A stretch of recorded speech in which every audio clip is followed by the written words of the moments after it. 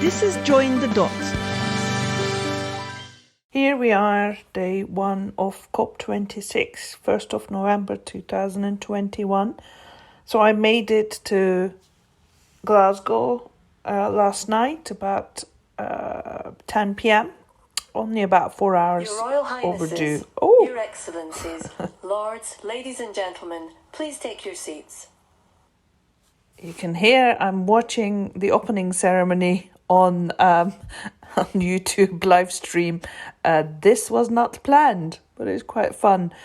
So we've been told not to go in unless we absolutely had to. I don't have a pass for the inner negotiation zone anyway, and I didn't want to make life more difficult to the security and registration staff by trying to go in this morning. But I will try my luck in the afternoon because there is an event that I want to join, which is the launch of International Network of Climate Change Councils. Collaboration starts at home, but has to be across the world.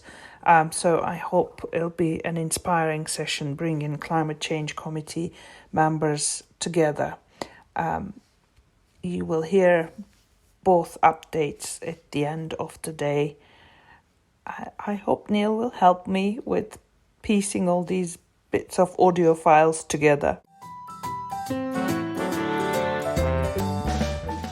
Briana Fuene from Samoa, who spoke just after Boris Johnson, was amazing. Made me tear up a bit, actually. I remember seeing her about 4 or 5 years ago in a Natural Capital Forum in Edinburgh. I'm sure it was her. I remember a beautiful flower in her hair as well then. She said that they have a saying that even stones wither but words remain, and managed to make a plea of very emotional but yet very pragmatic plea about the importance of words and numbers and their effect as many people prepare to go into negotiations.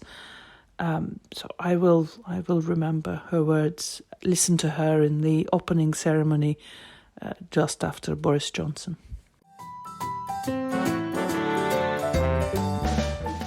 Oh my God, here I was getting ready and about to leave to join the queue to get in, and I've just heard the Barbadian Prime Minister Mia Mottley speaking in the opening ceremony.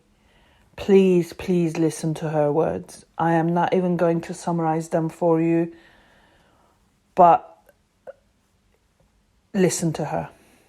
I don't know if the news coverage will cover her at your evening news, but it is on YouTube. It is in the opening ceremony. Mia Mottley, Prime Minister of Barbados. Listen to her. So here I am in the conference venue. I made it through the security and ID checks very smoothly, I must say. It helped to come here in early afternoon, walked around the pavilions, and now I'm sitting in the canteen having a cup of tea. My badge reads Party Overflow for Turkey. Of course, COP stands for Conference of the Parties, and countries are the parties. And Overflow initially reminded me of sitting in the corner in an after-school disco waiting to be asked to dance.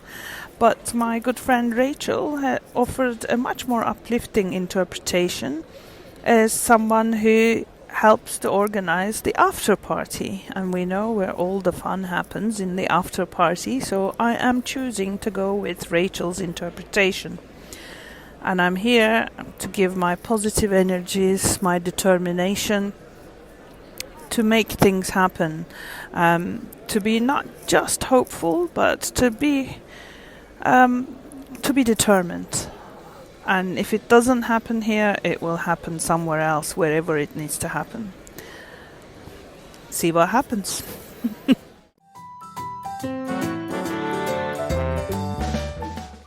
So this is the final update for the day. I've just been to the event that launched the International Network for Climate Councils at the UK Pavilion.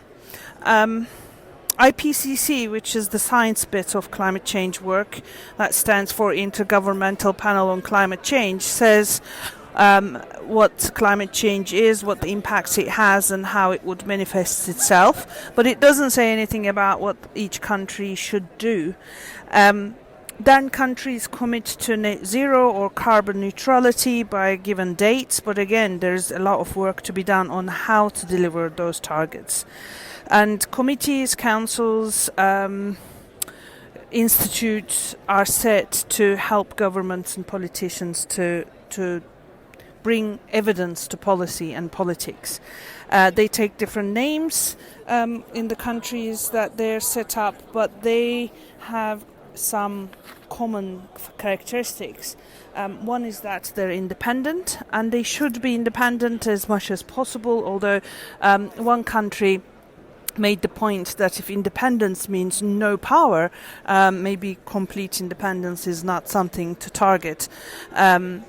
They need to be founded in fact and science, and they need to be practical, pragmatic. They need to speak the language of the people, to understand their problems, their barriers, and to help them find solutions. So at the moment, the network has the committees of UK, France, South Africa, Chile and Canada, but it's open to all the other committees that will join. What does it mean for us who are not committee members?